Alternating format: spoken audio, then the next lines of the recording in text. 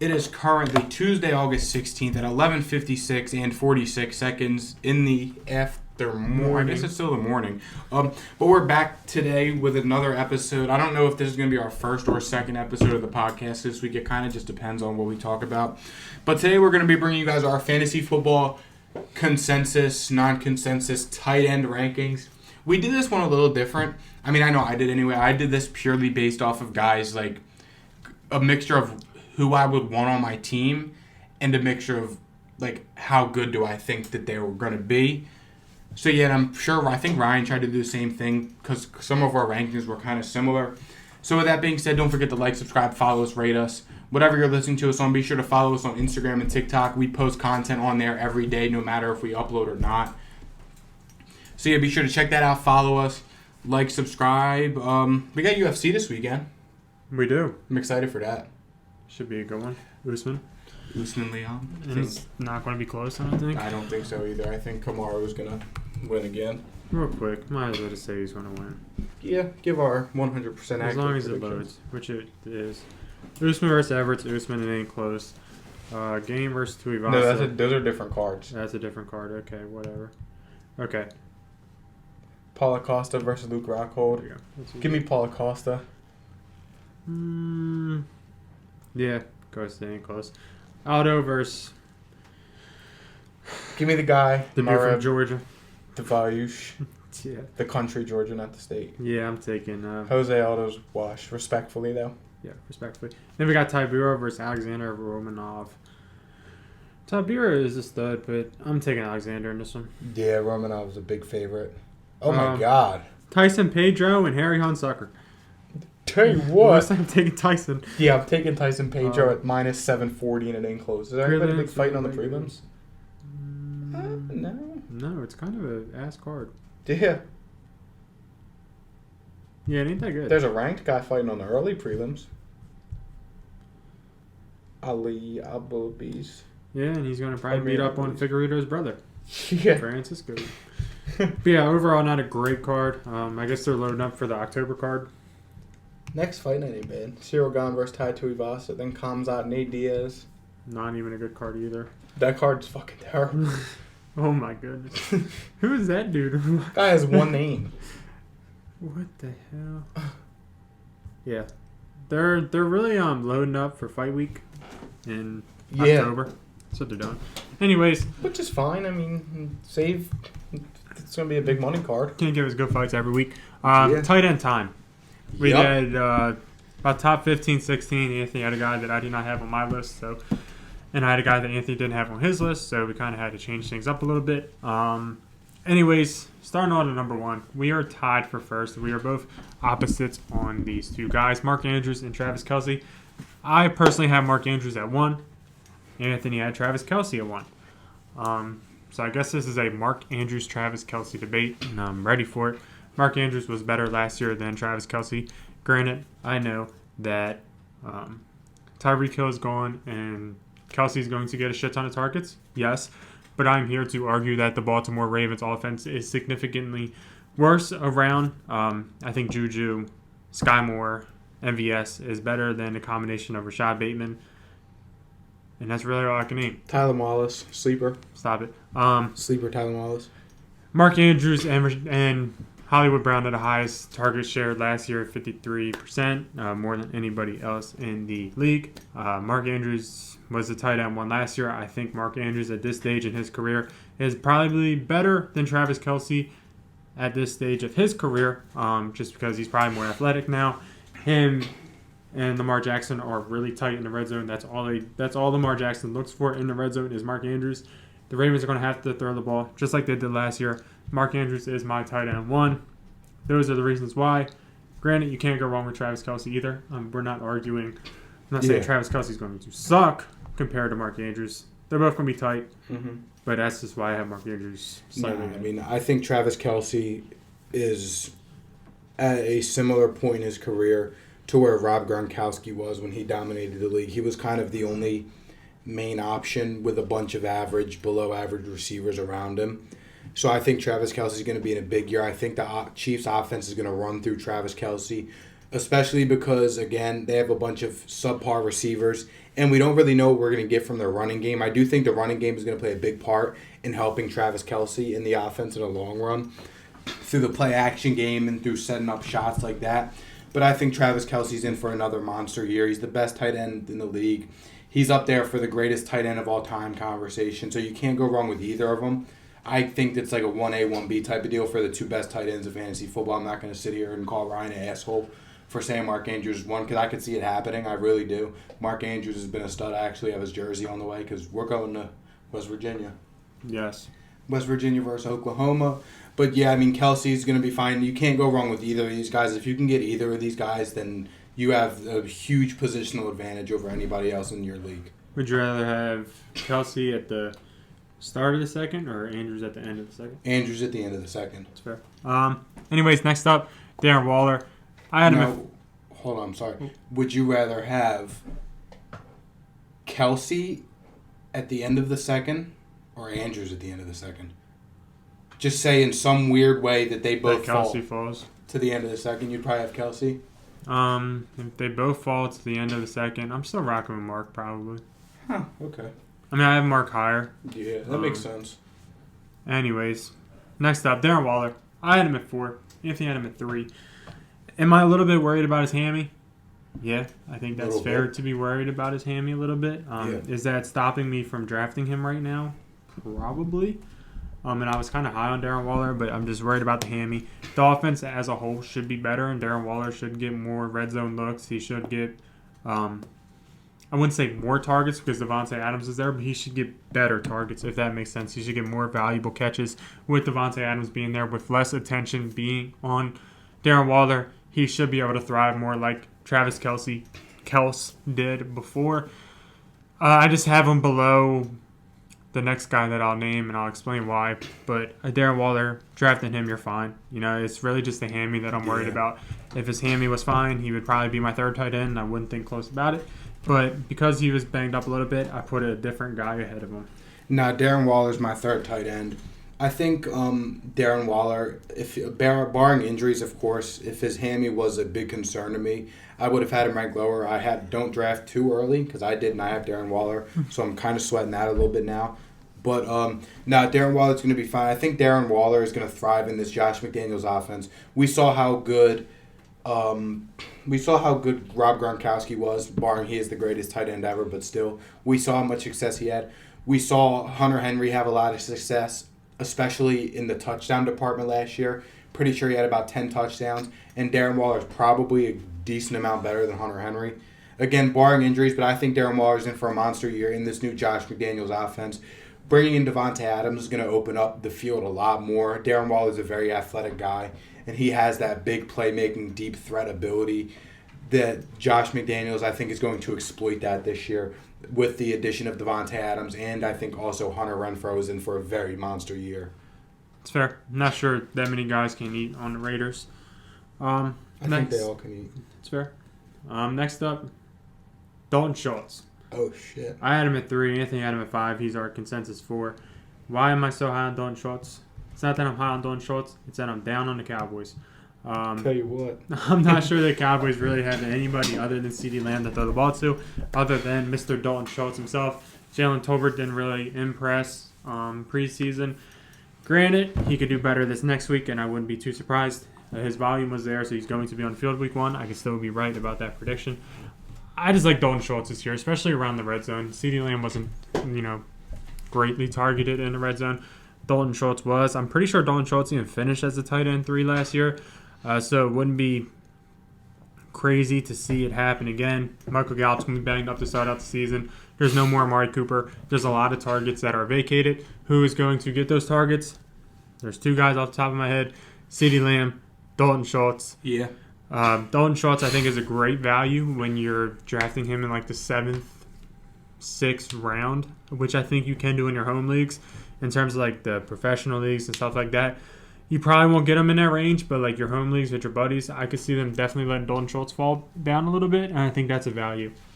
Yeah, no, I like that a lot. I think Dalton Schultz, like Ryan said, he's playing on the franchise tag, so he's got that chip on his shoulder already. He's going to go out there, try and prove that he is a top tight end in the NFL, which I think he can, especially like Ryan said, with the lack of pass catchers that they have there. I mean, in theory, Jalen Tolbert or Tony Pollard is the receiver too at this point in time.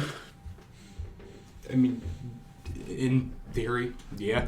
So Dalton Schultz is going to have to step up and can pick up where he left off last year and have a big year and contribute a lot to this offense, which I think is going to be able to do because what we saw last year. So like Ryan said, 6th, 7th round in your home leagues for Dalton Schultz is not bad, especially if you miss out on one of the top Andrews, Kelsey, Waller, or even a George Kittle or a Kyle Pitts. It's great value for Dalton Schultz there. Next up, we got George Kittle. Ryan had him at 5. Ryan had him at 6. I had Kittle at 4. He was our consensus number 5. George Kittle, barring injuries, you know what you're going to get from George Kittle. He's going to be a focal part of the 49ers offense. He's going to get a lot of touches. With the emergence of Deebo Samuel last year, I think that George Kittle, his arsenal opens up a lot more, and especially with Trey Lance being on the field, I think that helps George Kittle tremendously. George, I know I always talk about this, and it doesn't have anything to do with fantasy, but George Kittle is an amazing blocker. He's really good. It's like having an extra offensive tackle on the field. He goes hard, and he brings that red zone presence in. I could see them trying to do a similar thing in the red zone like the Chiefs try and do with Noah Gray and Travis Kelce with the delayed tight end screens or the little pop pass, or the 49ers, as we've seen, they love to run the play action game. Kyle Shanahan's offense is so versatile and spreads the ball around to the point where I think George Kittle, barring injuries, of course, could have a top tight end year and finish the top 3 tight end easily. Yeah, I had George Kittle at 6, and it's really solely because of injuries. If you promised me George Kittle was 100% healthy, I would probably have him as my tight end 1, just because he's probably the best tight end in football if he's 100% healthy. Yeah, because his athleticism is unmatched. I really just have him at 6 because of his injury concerns. I'm not too worried about the offense. I think Trey Lance will be fine, just as good and just as explosive as Jimmy G. Granted, the 49ers, they don't run a lot of plays. They're kind of like a slow, explosive team, if that really makes sense. But Trey Lance, I could see him easily scrambling, George Kittle getting open, and 40-yard touchdown happens. I could see that. It's just George Kittle misses a lot of games. His wear and tear on his body is probably arguably unmatched around the league. He's definitely had a shit ton of injuries, so that's just why I have him at 6. Next up, I had this guy at 5. Anthony had him at 6. Kyle Pitts. He's really just... He's such a weird pick this year. He's a great player. In a great situation in terms of targets, but he's on a bad situation in terms of ever seeing the end zone. Why? Because his team sucks. Yeah. Granted, he's going to be a volume monster this year, and I think the player himself in Kyle Pitts is a really good football player, and I think that he could be a tight end 1 in a couple years possibly.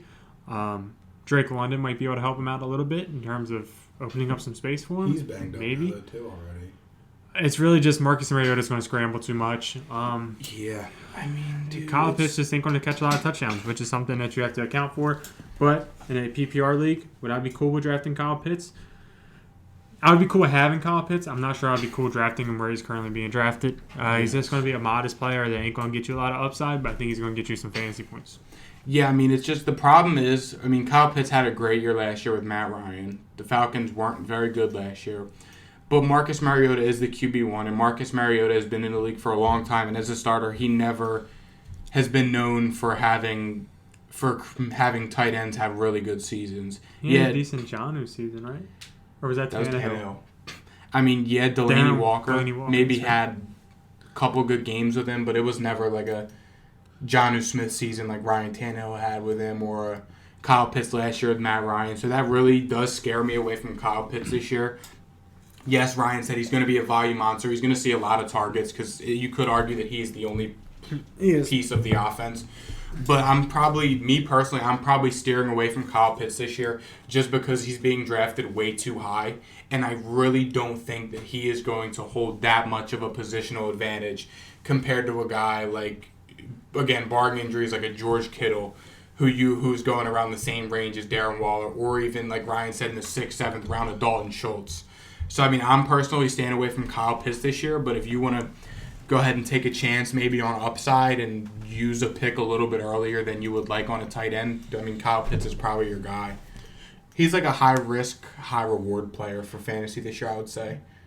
I kind of disagree there. I think I'm like the player himself is really good, and I think his volume will be there. But I just don't think he's going to score any touchdowns. I don't think there's much risk there because I think, especially in a PPR form, he's going to get you 5 catches a game. And that's, 50 yards? That's 10 points. If you're cool with that, if you're cool with seeing that, draft Kyle Pitts. If you want, 70 yards and a touchdown, draft Waller or Kittle. Or Andrews or Kelsey. Yeah. If you want to see 2 touchdowns, draft like a Schultz or Dawson Knox. If you're cool with no touchdowns some weeks, Kyle Pitts is your man. But next up, Zach Ertz. I had him at 8. Anthony had him at 7. He's going to have a dominant start to the season when DeAndre Hopkins ain't in. He's going to be the red zone guy for the team. I'm not sure how long season-wide you're going to love Zach Ertz. He might be like a draft him and dump him type of player. Come like mid-season, trade him. Technically, he could. But I think Zach Ertz is in for a decent year. I'd be fine with him as my tight end 1. Draft him kind of late and be cool with it. Yeah, I mean, Zach Ertz, he is the moment the Cardinals, the moment the Cardinals traded for him, he came in and had an immediate impact, especially with DeAndre Hopkins being injured, especially with AJ Green being terrible. He was really arguably the only pass catching option there. I think that's going to play a big part again this year, like Ryan said, especially without DeAndre Hopkins. The only red zone threats they're going to have is James Conner and Zach Ertz. I mean, I could see it now, Kyler scrambling out to the right, hitting Zach Ertz, standing there in the end zone, just like Carson Wentz used to do with him in Philly. I think Zach Ertz is in for a good year. I had him ranked at, 7? That's about right for him. I think the guy, I thought about putting him at 6 over Kyle Pitts, but in terms of full season, I think Zach Ertz is going to start to tail off once the Cardinals get back healthy, once Hollywood Brown's back from his, hammy or his knee? He's finally back. He's finally back. He was yesterday. His first, practice since the start. And especially once DeAndre Hopkins gets back, I think that's going to hurt Zach Ertz's production quite a bit, actually. But, for the start of the season, if you need a tight end, Zach Ertz is probably going to be a very, very good pickup. Next up, TJ Hawkinson. I had him at 7. Anthony had him at 11. Pretty big difference there. I think the Lions' offense is going to be better. I think the offensive line is pretty good. The receiving core is getting better. TJ Hawkinson is the red zone guy there. He is the biggest body there. So I think we could see a decent year from TJ Hawkinson. Jared Goff is obviously the concern, but we have seen Jared Goff put up crazy-ass fantasy numbers when the situation's right. He has put up 4,500 passing yards. Granted, that's when he was with Cooper Kupp, Robert Woods, Todd Gurley. Is this team that? No. Is it close? No. But do they have a stud O-line? Yeah. Yep. Do they have a serviceable running back? Yeah. Yeah. Serviceable receivers? Mm-hmm. I would say yes. If you throw in Jameson Williams, yes, but he ain't playing, is he? I don't know. I think he's banged up. I think he's going to be like... Is he? He might be playing like week 10. I wish I knew that. Probably had Hawkinson a little higher. Yeah, I'm pretty sure he's banged up. I think he's coming off of his ACL. I don't know where I saw. I thought I saw somewhere say he was going to be ready for week 1. We'll miss at least week 1. Nice. Okay, so that helps. It's generally expected that Williams will remain out until at least week 7. Okay, so that changes my opinion on TJ Hawkinson a little bit. But I just think, I've talked about the Lions a lot. They're like a Walmart version of the Bengals. A lot of mouths to feed. I don't think they can be as good as the Bengals. But with the news of Amon-Ra and DJ Chark being there, TJ Hawkinson could have a big year. Yes, he was injured last year. Again, I think this team is going to run their offense through the run game and set up the deep shots like they did last year, the crossing routes to the tight end, similar to how I think the Chiefs are going to try and run offense. So that changes my opinion a little bit on TJ Hawkinson, but not too drastically. I just think that there is probably, when they get Jameson Williams back, there's a lot of mouths to feed. Jameson Williams ain't going to do anything this season. You don't think? Receivers or anybody in general don't do anything off ACLs the first year because they're scared. Rightfully so. Joe Burrow made it to the Super Bowl coming off the ACL. Yeah, but Joe Burrow ain't cutting. He's just standing there. He's scrambling. No. Joe Burrow does not scramble. Whatever. But yeah, we're talking about running backs and receivers. The Jameson Williams news changes my outlook on T.J. Hockenson a little bit. I guess I should have done my research this morning before we recorded instead of last night. Probably should. But it's fine. T.J. Hockenson, you know what you're going to get from him. He's a stud. He's similar player to Kittle, not as athletic, but he can block the same. He's pretty good. T.J. Hockenson, you know what you're going to get from the guy. It's just, do you want a potential passing timeshare in Detroit? Is what it comes down to. Yes. Anyways, next up, Dallas Goedert. I had him at 10. Anthony had him at 10. He's our consensus 9 because our other guys we did not really agree on. Yeah. Coming up. Dallas Goedert, he's fine now. I'm pretty sure had a preseason touchdown, which props to him. He might take a little bit of a hit in red zone because A.J. Brown is there. Yeah. He has a decent red zone threat. Mm-hmm. But, if you look at it a different way, they should be at the red zone more often, considering they have A.J. Brown. I think the Eagles' offense, the Eagles' team in general, should be a better team than it was last year. The Eagles' defense is better, which means that the defense will be on the field less, which also means the offense will be on the field more, which means more targets for Dallas Goedert. There's a lot of mouths to feed. You got Devontae Smith in his second year breakout potential. Mm-hmm. Probably not. Maybe. You got A.J. Brown. You got the running backs. And you got Dallas Goedert. I think he's a fine pick. We're in my tight end 10. Would I be cool with him being my tight end 1? Sure. Am I in a league with a bunch of Eagles fans that will probably draft him way too early? Yes. Yeah. So do I really care about Dallas Goedert? No. That's all I have to say. Yeah. I mean, we're in a lot of the same league, so you pretty much hit the nail on the head with that one. Next up, these two guys we have switched. Ryan has Dawson Knox at 9. I have him at 12. The Bills were clearly looking to improve the tight end position, especially at the trade deadline last year. Yes, Dawson Knox caught a lot of touchdowns, but that's about it. He's a red zone guy, yes, but they did bring in O.J. Howard this offseason, who is a dynamic tight end. He's more athletic than Dawson Knox. Similar play styles, yes, but they were looking to improve the tight end position last year, and I think that's what they did. I think O.J. Howard fits the run and gun, high-powered Bills offense a little bit better than Dawson Knox does. Yeah, Dawson Knox, the touchdown red zone upside is still there, but I think O.J. Howard has the potential to come in and take his spot just because the athleticism's there and just because I think he fits the Buffalo Bills offensive build a little more. Would I be happy with Dawson Knox as my tight end 1? Probably not, just because I don't really want a tight end timeshare in Buffalo, especially at the tight end position. Just because I feel like if one of them's doing good, they're the type of offense, and Sean McDermott's the type of coach that they're just going to stick with it. Like they did with Dawson Knox last year. He had a game with 2 touchdowns, and then he had 8 more through the rest of the season, at least. So the Buffalo Bills are a type of team that'll do that. So I think O.J. Howard will take Dawson Knox's spot eventually in this offense. That's why I had Dawson Knox at 12. Yeah, I mean, if you're in a PPR league, Dawson Knox might not be your guy. If you're in a half PPR or standard league, Dawson Knox might be your man. Why? He catches touchdown passes. That's really as simple as that. Give me Josh Allen's red zone threat because Diggs ain't that tall. Gabe Davis ain't that tall. I thought Gabe Davis was like 6'3". No? I don't think so. I'm not trying to sit here and call you an asshole or anything. I just never remember Gabe Davis. Truly just what I thought. And I thought Diggs was 6 foot. Yeah, 6 foot. Gabe Davis 6'2". Props to him. Huh. But give me Josh Allen's favorite red zone target on a team that's going to score a lot of touchdowns. That's fair. Gabe Davis, yeah, he could steal in the red zone, but he's kind of been there for a while and he hasn't yet. Yeah. He's been just kind of the deep guy. Dawson Knox was Josh Allen's favorite red zone target. Will he be again? I don't know. Would I be cool with Dawson Knox as my tight end 1 in a 0.5 or standard? Yeah, because he's going to catch tutties, and that's all that matters. Because tight ends don't really do shit anyway. Unless you're a top 5 tight end. Unless you're one of the big name guys. Yeah, I agree. Next up. I mean, Dawson Knox, I think, could have a similar season as Zach Ertz. Just Zach Ertz is probably easier to envision it because there's not many else there. Yeah. Next up, we got a guy who I'm a little bit higher on than Ryan is, Cole Kmet. I have him at 9. Ryan had him at 12. Now, Cole Kmet, people were saying, I may have even been one of them, thought he was going to break out last year. But this year probably is the year. In terms of schedule for tight ends, he has the easiest tight end schedule in terms of what defenses give up to tight ends. As the season went on last year, he saw a lot of targets. I mean, from week 12 to week 18, he saw 11, 7, 5, 9, 5, 5, 5 targets. I mean, really only had 2 games where he had less than 3 targets last year.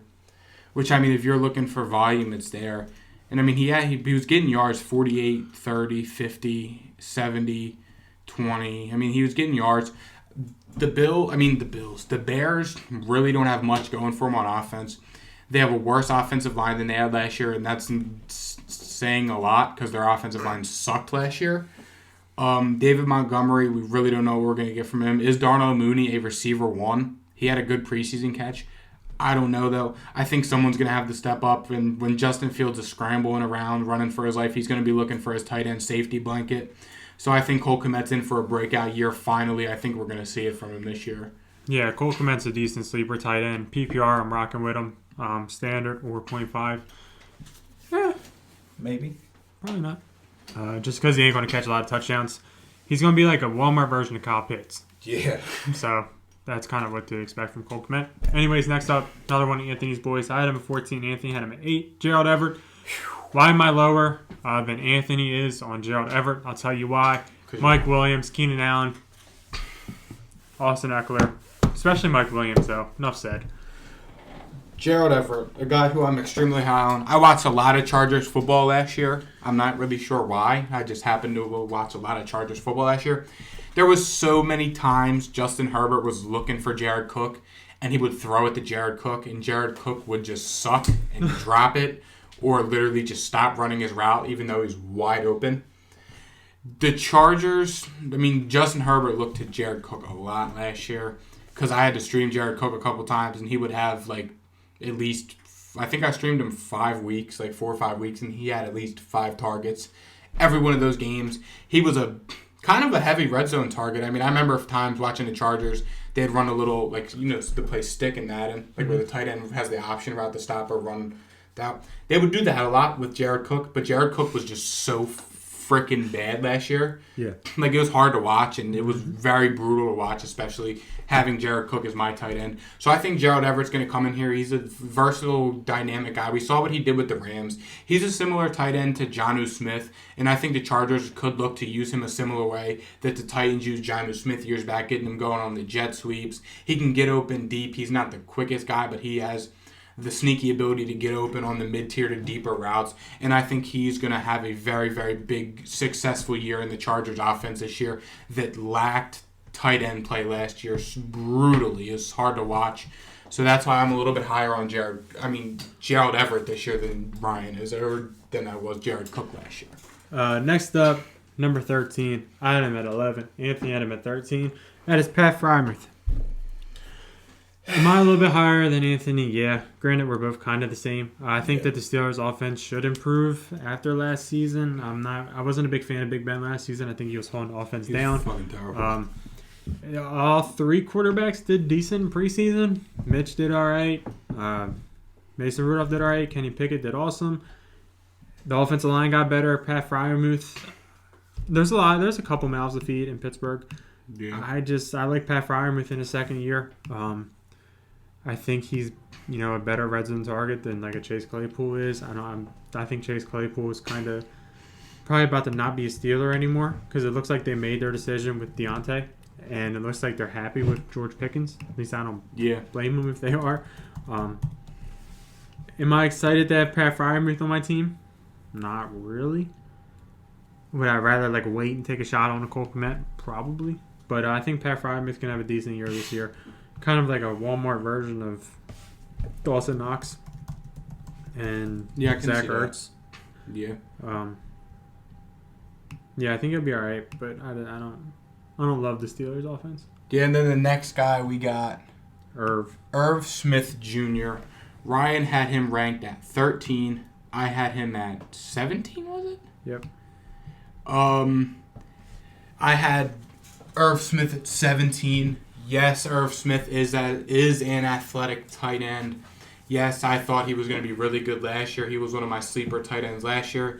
But to Ryan's point that he said earlier, nobody really does anything their first year back from their bad injuries. Mm-hmm. Pretty sure he was an ACL or an Achilles injury last year, which caused him to miss the entire season. Mm-hmm. So I'm a little bit lower on Irv Smith. I think he could go in there right away and produce. just because I think that this offense is going to look to throw the ball a lot more than they have in years past. But if you look at the what's his name, Kellen Mond? No, the new coach they brought in. I always forget his name. Know. It's not Kellen Moore. It's not. It's something like that. I don't know. I'm trying to think of the name. Anyways, while Ryan's looking his name up, he has when he was Kevin O'Connor. When he was with the Rams, I mean, they had some weird tight end dynamic going with Tyler Higbee and Gerald Everett, but they never really had amazing tight end seasons because they always had good receivers. They have Adam Thielen. They have Jay Jettas. Dalvin Cook's going to play a very big part in that offense. So I don't think Irv Smith is going to really play a big part in the offense this year. But, I mean, I could be way off. But I just can't see him having that big of being that big of an X factor in the offense, coming off the injury and with how good I think Justin Jefferson and Dalvin Cook are going to be this year. Yeah, I had him at like 13. I expect a really slow start from him. I probably wouldn't even draft him. I think he might turn it up at the end of the season. I'm really into this Vikings offense, and that's why I have him so high. But he had thumb surgery, so that's probably not great for him. He's coming off of a bad meniscus, which ain't as bad as an ACL or Achilles, but it's still not great. And now he's missed most of training camp, and he might miss week 1. So Irv Smith, probably don't draft him, but I can see him having a strong end to the season. Next up, one of my guys, David Njoku, item 15, Anthony Adams 16. He's our consensus 15. I think he's going to get a lot of targets in this Cleveland Browns offense. The only real receiver there is, what's his name? Amari Cooper. Yeah, how do you blank on Amari Cooper? It's Amari Cooper. I think David Njoku can get a lot of red zone targets. If Deshaun Watson happens to play, the offense is better. If Deshaun Watson doesn't play, Jacoby Brissett's got to throw it to somebody, and Jacoby Brissett ain't airing it out. He's probably going to look right there, and right there is David Njoku. So David Njoku is another version of Cole Kmet and another version of Kyle Pitts. David Njoku and Cole Kmet are kind of the same to me in terms of bad teams, not great quarterback play. Yeah. Throwing it 10 yards downfield. That's fair. So David Njoku, PPR potential. Then for the final guy on this list, Ryan didn't even have him on his list. I had him at 15, and Ryan threw him in there around the 25 range. Yes. Brevin Jordan from the Houston Texans. Yes, you may be asking who's that. Brevin Jordan is currently listed as their tight end 1. The Texans really don't have anything else on their offense. I mean, we don't know what we're going to get from their run game. Marlon Mack coming off of what? What did he do? Achilles? He was Marlon Mack. I think it's his second year off of it. Yeah, because he played last year. Marlon Mack hasn't really played much in 2 years, coming back from his injury. We don't know what we're going to get from Dameon Pierce, just because he's a rookie. They do have Brandon Cooks, yes, so you can kind of know what you get, but other than that, they really don't have much. I think Brevin Jordan, the tight end, he's listed as a tight end 1 right now. I think he's going to have a big season. I mean, he only had 1 catch in the preseason, but he was out there with the first team. To wrap up last season from weeks 11 to 18, he missed a couple games due to injury, but 3 targets, 4, 7, 4, and he had 1 game with 1 target, but they got blown out, so they really weren't looking to throw to their tight end. But I think Brevin Jordan could be in for a very big year. He's a guy who you probably don't have the draft, or if you take him in the very last round, you'll probably get him. You maybe even be able to claim him off waivers. But if you have the space, or if you're in a dynasty league, Brevin Jordan is that guy, and I think he has very big potential to be good this year. And that concludes our tight end list. Yeah. Personally, guys that I'm targeting, potential Dalton Schultz. Oh, we didn't talk about... There was another guy who I wanted to talk about as well. And then talk about him, because you didn't put him on the list either. I forgot to. Austin Hooper for the Tennessee Titans. Austin Hooper. Personally, he might be all right. Robert Woods is probably still a little bit banged up. I heard he's been dominating, but still, in theory, should be banged up. Traylon Burks kind of sucks. Ryan Tannehill needs somebody to throw the ball to in the red zone. It could definitely be Austin Hooper. He's probably a Walmart version of the Dawson Knox and a Pratt Freiermuth, but he could be decent this year. But yeah, I mean, the Titans are another team that lacked tight end presence last year. I'm pretty sure Anthony Ferkser was their tight end 1. Yes. And he didn't really do much. They bought in Austin Hooper from Cleveland, who they cut after they decided to move on to David Njoku, rightfully so. But like Ryan said, I mean, Traylon Burks didn't do anything in the preseason. I'm pretty sure he was playing with the 3rd string.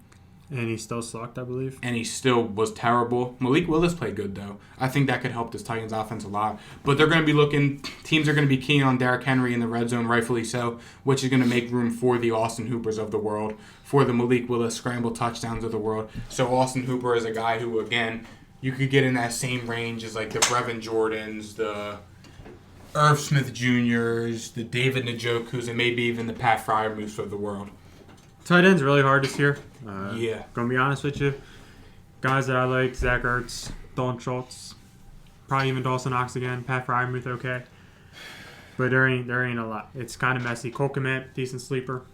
Cole Kmet, Brevin Jordan, Gerald Everett for me. They're my 3 sleeper tight ends. If I'm not able to land Kittle, Waller, Andrews, or Kelsey, I'm targeting tight end, even a Dalton Schultz. If I don't get one of those guys, I'm probably targeting one of my sleeper tight ends this year and going to hope I'm right about one of them. That's fair. And that concludes our tight end video. Be sure to check out our breakouts and bust, and be sure to check out our TikToks that we are going to be uploading throughout the week. Yeah, if I had to guess, this will probably be our last upload of the week, so be sure to check out all of our other content that we dropped earlier in the week.